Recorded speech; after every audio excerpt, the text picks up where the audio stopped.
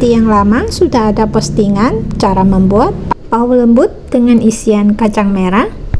Sekarang Cici buat lagi pau lembut dengan isian pasta kacang hijau. Untuk sobat masak yang masih gagal membuatnya, di sini Cici tuliskan lagi resepnya.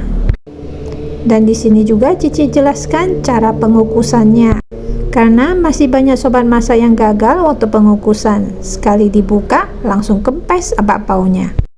Hal ini bisa disebabkan karena adonannya terlalu banyak air dan sewaktu sudah matang pengukusannya langsung dibuka. Sehingga menyebabkan penurunan suhu yang mendadak, apalagi terkena tetesan air saat membukanya. Sehingga bakpao menjadi keriput. Sobat masak harus ingat saat pengukusan pakai dengan api sedang saja. Setelah matang biarkan beberapa saat sampai uapnya hilang, baru sobat masak membukanya. Dan lihat bakpaonya tidak terkena tetesan air dan mengambang dengan sempurna.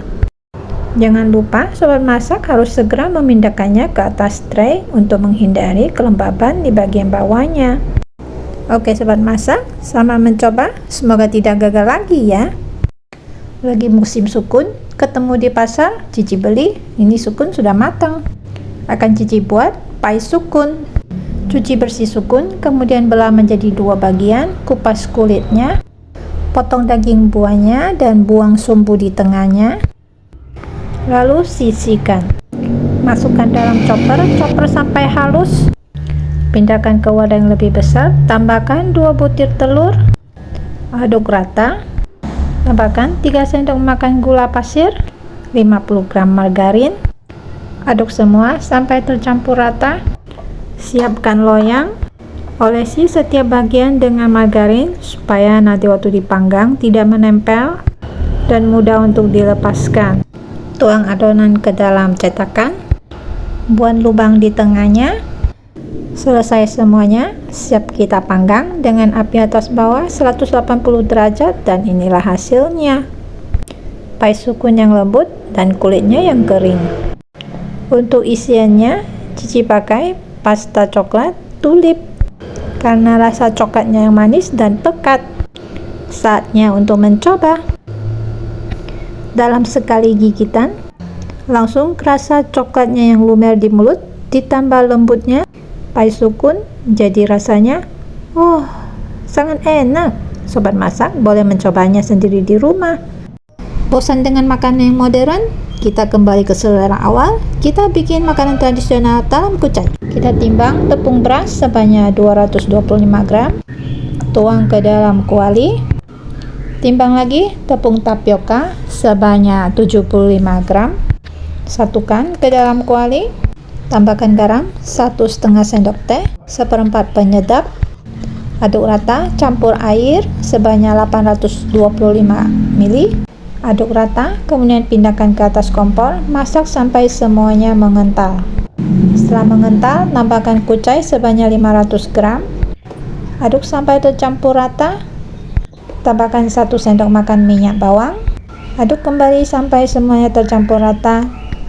Selanjutnya, siapkan loyang, oles dengan minyak bawang ke seluruh bagian, masukkan adonan ke dalam loyang, ratakan permukaannya, kemudian kita kukus selama 25 menit. 25 menit berlalu, kue talam kucainya sudah matang. Mari kita coba hasilnya. Di sini Cici ambil sebagian kuenya, kemudian tambahkan dengan sambal ebi. Untuk sausnya, Cici pakai saus asam kasturi dengan sedikit saus cabai. Aduk rata, siram ke atas kue. Rasanya sangat enak. Selamat coba, semoga menyukainya. Kangen dengan jajanan khas Pontianak satu ini? Ayo ikut Cici, kita bikin bola ubi talas kimpung dengan cocolan saus asam manis. Bikin nagih. Tanpa basa-basi lagi, ayo langsung kita mulai. Cuci talas sampai bersih dari tanah yang menempel. Kupas dan cuci sampai bersih. Potong kecil-kecil, bilas kembali, angkat, tiriskan. Tuang ke dalam kukusan, kemudian masak sampai semuanya matang dan lembut. Rendam ebi 100 gram dengan air panas. Kacang tanah dicopot kasar, seledri diiris-iris, sisihkan. Lanjut, chopper ebi kasar saja. Selanjutnya, sangrai kacang tanah sampai kering dan harum. Sangrai ebi sampai kering dan harum. Dan terakhir, tumis seledri sampai layu. Ubi sudah matang, kita pindahkan ke wadah yang lebih besar. Lumatkan sampai membentuk butiran kasar. Campurkan seledri, ebi, dan kacang tanah. Aduk rata.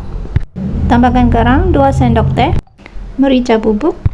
Aduk kembali sampai semua tercampur rata. Siapkan adonan pelapis terigu 4 sendok makan. Tambahkan air sampai kekentalan seperti ini. Semua bahan pendukung sudah siap. Sekarang kita membuat bola-bola ubinya.